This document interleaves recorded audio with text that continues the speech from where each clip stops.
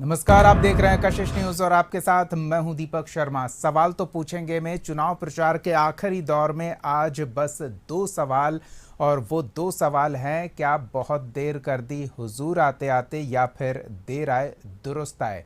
लेकिन ये सवाल क्यों, पहले वो देखिए।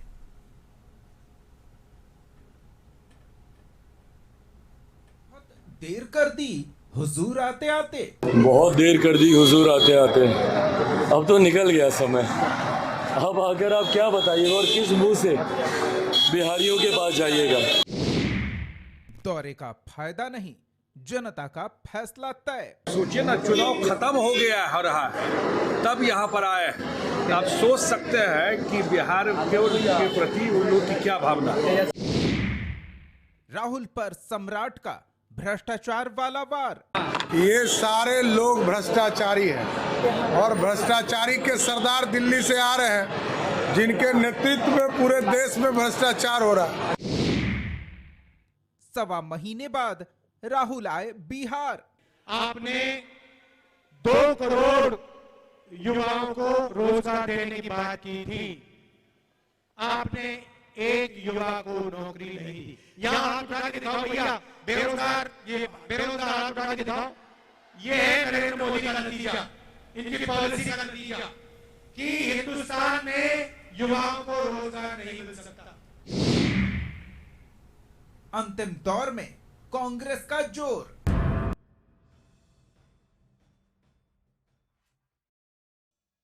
चलिए, तो सवालों का जवाब देने के लिए कुछ मेहमान हमारे साथ जुड़े हुए हैं, उनसे आपका परिचय करा दें। आरजेडी की ओर से पार्टी का पक्ष रखने के लिए अरुण कुमार जी जुड़े हुए हैं, कांग्रेस की ओर से पार्टी का पक्ष रखने के लिए गोपाल कृष्ण जी, और बीजेपी की ओर से पार्टी का पक्ष रखने के लिए प्रभात मालाकार जी जुड़े हुए हैं। आप तीनों का बहुत बहुत स्वागत है।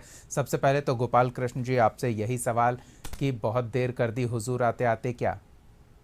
बिल्कुल नहीं, बिल्कुल ही नहीं। चाहे भागलपुर में आना हो, चाहे कल ही खड़गे जी का पटना के मोंगल हॉल में हो, चाहे किशनगंज में हो, इस तरह की तमाम कांग्रेस की और गठबंधन सरकार की बिहार में ताबड़तोड़ रैली चल रही है। चूंकि राहुल गांधी कोई चिराग पासवान जी की तरह कोई एक कुएं के मेढक नहीं है, उनके पास पूरा भारत है और यही चुनाव का दौर है। हरियाणा भी जाना है, तो केरला भी जाना है, तो कश्मीर भी जाना है, तो पंजाब भी जाना है, कई जगह जाना है।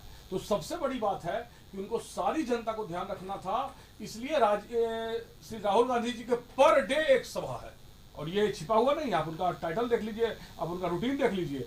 बिहार में लगातार रैली चल रही है, लगातार खड़गे जी का ध्यान बना हुआ है, चाहे भागलपुर में हमारी रैली हो, चाहे आज की रैली हो, और मीरा कुमार जी का रेगुलर विजिट हो रहा है, शशि थरूर जी आ रहे हैं, दिग्विजय सिंह जी आ रहे हैं, तो कहाँ कमी है। सबसे बड़ी बात है कि ये गठबंधन जनता इस बार चुनाव लड़ रही है और गठबंधन का माध्यम है जनता। आज आप खुसरूपुर के 45 डिग्री सेंटीग्रेड में, मैं जब था वहां, मैं खुद मौजूद था, 45 डिग्री सेंटीग्रेड में जब 10,000 आदमी खुसरूपुर के बाजार में उपस्थित हैं, तो आप अंदाजा लगा लीजिए कि गठबंधन का कितना माहौल है। चाहे तेजस्वी जी थे, चाहे राहुल गांधी जी हैं, चाहे और भी कई लोग थे। तो ये एक तगड़ा मैसेज है पूरे भारत के लिए कि इस बार जनता चुनाव लड़ रही है और इंडिया गठबंधन जनता का एक माध्यम है, जनता के विचारों को पहुंचाकर संसद में और मोदी सरकार को उखाड़ फेंकना। क्योंकि जिस तरह से प्रधानमंत्री मोदी जी अब निम्न स्तर की बातों पर आ गए हैं, मैं नाम नहीं लूंगा, वो निम्न स्तर का लफ्ज यूज करने लगे हैं, तो ये उनकी हताशा है जो अब सामने आ रही है। अब ना उनको कोई सरकार बचा पा रहा है, ना वो छात्र से ये बोल पा रहे हैं कि हमने नौकरी दे दी, ना व्यापारियों को बोल पा रहे हैं कि हमने जीएसटी से माफ कर दिया, ना महिलाओं को बोल पा रहे हैं कि 1200 का सिलेंडर कर दिया, ना बच्चों को बोल पा रहे हैं कि किताब कलम पर पेंसिल पर टैक्स लगा दिया। तो किस तरह का आप क्या बोलेंगे। तो किस्सा खत्म है और इसी तरह से अंतिम चरण है, जब उन्होंने नरेंद्र मोदी ने पूरी तरह हार देख ली तो अब शब्द बोलने पर उतर आए, हम नाम नहीं लेना चाहेंगे। चलिए प्रभात जी, आपकी क्या प्रतिक्रिया है? देखिए, माननीय कांग्रेस के प्रवक्ता अभी बोल रहे थे कि राहुल गांधी जी देश में घूम रहे हैं, तो राहुल गांधी के लिए लगता है कि देश का क्षेत्रफल अलग है और नरेंद्र मोदी जी के लिए देश का क्षेत्रफल अलग है। राहुल गांधी जी अभी तक 50 सभाएं भी देश में नहीं कर सके और मोदी जी ने 125 सभाएं कर ली, रोड शो 25 से ऊपर कर लिया, अभी तक पत्रकारों के इंटरव्यू अभी 30 से अधिक कर लिए। और ये तो अंतिम में वही हुआ कि अपना किसी प्रकार जो बिहार में लगातार, क्योंकि बिहार में कांग्रेस जो है वो लालू यादव के चरणों में है। आप गोपाल जी जब आप बोल रहे थे तो मैं सुन रहा था, मैं कहा एक डिबेट ऐसे नहीं कीजिए, जब आप बोल रहे थे तो मैं धैर्य पूर्वक सारी बातें आपकी सुन रहा था, तो आपको भी धैर्य रखना चाहिए और सुनना चाहिए। और रही बात, तो आप देखते हुए कि स्कूल में कॉलेज में जो सबसे बैंक बेंचर होता है ना, वो सिर्फ हाजिरी के समय अपना सिर्फ खड़ा होता है कि मैं भी मौजूद था, उसको क्लास से कोई मतलब नहीं होता है, उसको पढ़ाई से कोई लेना देना नहीं होता है। वो सिर्फ आखिरी में राहुल गांधी आके अपना हाजिरी बनाकर चले गए कि बिहार की जनता को जो वो ये संदेश देना चाहते हैं कि मैं बिहार से उनका कितना स्नेह, कितना प्यार, वो आज उन्होंने स्पष्ट कर दिया। ये तो भाग रहे हैं। अभी देखिए कि 1 तारीख को इनकी जो दिल्ली में जो प्रस्तावित बैठक है, अभी से इन्होंने डीलिंग शुरू कर दी कि किसको कितना सीट आएगा, तो क्या डीलिंग होगा। और आज तो हमारे मध्य प्रदेश के मुख्यमंत्री मोहन यादव जी आए तो उन्होंने स्पष्ट कर दिया कि ये 2014 में वो 3 अंकों में थे, 2019 में 2 अंकों में थे, और कहीं 2024 में बस से टेम्पू वाले सांसद इनके नहीं, मतलब टेम्पू में बिठाने लायक ही सांसद ना रह जाए। तो इनकी कोई जनाधार कोई है नहीं बिहार में। और तेजस्वी यादव जो लगातार मछली खा रहे हैं, संतरा खा रहे हैं, केक काट रहे हैं, तो व्हील चेयर पे जाना पड़ रहा है। और जिनको पीर ज्यादा कहते हैं, प्रभात वो जी, देश में 125 से ज्यादा उनकी 250 सभाएं होने जा रही है और चेहरे पर एक थकान नहीं है। प्रभात जी, ये उनकी है 250 भारतीय सभाएं जनता हो पार्टी रही और है। नरेंद्र मोदी का संकल्प। चलिए प्रभात जी, आप संकल्प गिना रहे हैं, लेकिन हम आपको बता दें उनकी 250 सभाएं होने जा रही है और उनमें से 100 सभाएं तो वो कमर में बेल्ट बांधकर कर चुके हैं। नहीं, तो वो चुनाव लड़ रहे हैं कि चुनावी पिकनिक मना रहे हैं, पहले इसका तो जवाब दे। आज राहुल गांधी ने जिस सभा में बोला बेरोजगारों का हाथ उठवाया, तो क्या उसमें आरजेडी, कांग्रेस के और कम्युनिस्ट के लोग बेरोजगार हैं? उन्होंने तो यह साबित कर दिया कि आरजेडी, कांग्रेस और कम्युनिस्ट के लोग बेरोजगार हैं। और उसके मुखिया तेजस्वी यादव, लालू यादव, राहुल गांधी, आज उन्होंने स्पष्ट कर दिया कि उन्होंने बेरोजगारों की जमात खड़ी रखी है। उन्होंने युवाओं को ठगने का काम किया है, भड़माने का काम किया है। जब मौका मिलता है, जब उन्हें अवसर मिलता है, तो वो तो कुछ करते नहीं है। ठीक है, देखते हैं अब जनता किसे कितना अवसर देती है। अरुण जी, वही सवाल, बहुत देर कर दी हुजूर आते आते, देर आए दुरुस्त आए, क्या कहें?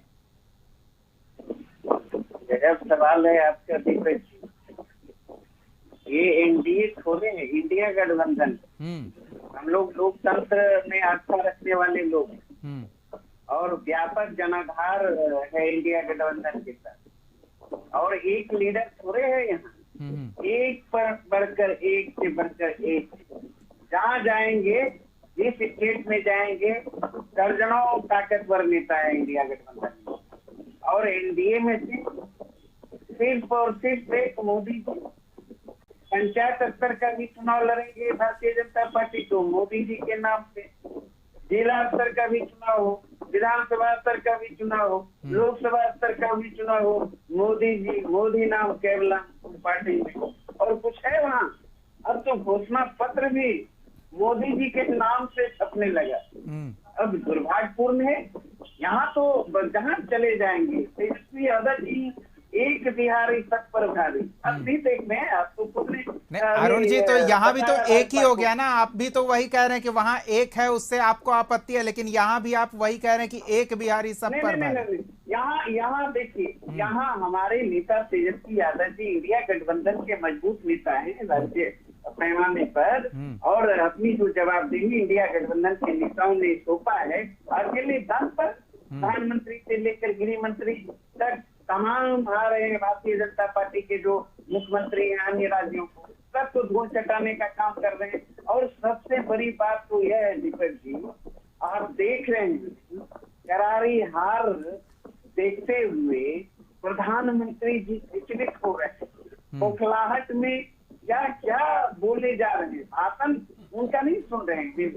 जो भाषा का स्तर गिर रहा है, इस तरह का स्तर प्रधानमंत्री देश में कभी नहीं देखा था। बहुत प्रधानमंत्री हुए, लेकिन इस तरह का घटिया बयानबाजी करने वाला एक भी प्रधानमंत्री नहीं हुए। अब समझिए हमारे नेता तेजस्वी यादव जी से इतना डर गए कि वो अब उनको जेल में भेजने की बात कर रहे हैं। अब समझिए प्रधानमंत्री जी ने अपने मुख से यह साबित कर दिया हम तो न्यायपालिका से भी ऊपर हैं और न्यायालय प्रक्रिया जो होता है उससे भी ऊपर, यानी सारी संवैधानिक संस्थाएं हमारे मुट्ठी में है। हम जैसे चाहेंगे तैसे नचाएंगे और जिसको चाहेंगे अंदर करेंगे, जिसको चाहेंगे बाहर करेंगे। चलिए देखना दिलचस्प होगा। अब तो ये फैसला जनता लेगी, किसे वो संसद तक पहुंचाती है और किसे संसद से बाहर का रास्ता दिखाती है। फिर गोपाल जी से शुरू करते हैं। गोपाल जी, जिस तरह से आप ब्रेक से पहले बता रहे थे कि राहुल गांधी का आना एक अलग ही प्रभाव डाल गया, इस चिलचिलाती गर्मी में भारी भीड़ जुटा गया, तो अगर ये कोशिशें पहले होती तो जब 8 सीटें आखिरी दौर की बची हुई है उससे ज़्यादा सीटों पर और प्रभावशाली प्रदर्शन देखने को मिलता, वो क्यों नहीं किया गया? सबसे बड़ी बात यह है कि लोकसभा का चुनाव है और ये पूरे भारतवर्ष में हो रहा है। कांग्रेस पूरी तरह से कश्मीर से कन्याकुमारी तक, यहाँ तक कि कारगिल और लद्दाख में भी चुनाव लड़ती है। तो बात हमारी राहुल गांधी की अपेक्षा सभी राज्य को है। सभी राज्य के प्रभावी नेता लोग खोजते रहते हैं कि भाई हमारे सम्मान्य नेता आए, तो उसकी वजह से बिहार में कम दौरा हो सकता है। लेकिन क्या माननीय मीरा कुमार जी को हम कम मानते हैं? क्या माननीय खड़गे जी को हम कम मानते हैं? क्या माननीय दिग्विजय जी और श्री शशि थरूर जी को हम कम मानते हैं? तो एक पूरा एक सामंजस्य टीम बनाई गई थी जिसके तहत दौरे पर दौरे कार्यक्रम चलते आ रहे थे। और सबसे बड़ी बात यह है कि ये जो निचला दौर आ रहा है, जब अंतिम चरण आ रहा है, तो इसमें और पीक पकड़ रहा है, क्योंकि जो मोदी जी ने कुछ भी बिहार को नहीं दिया। कितने दुख की बात है कि एक दरभंगा एम्स में एक ईंटा नहीं लगा, एक ईंटा की बात कर रहा हूं मैं।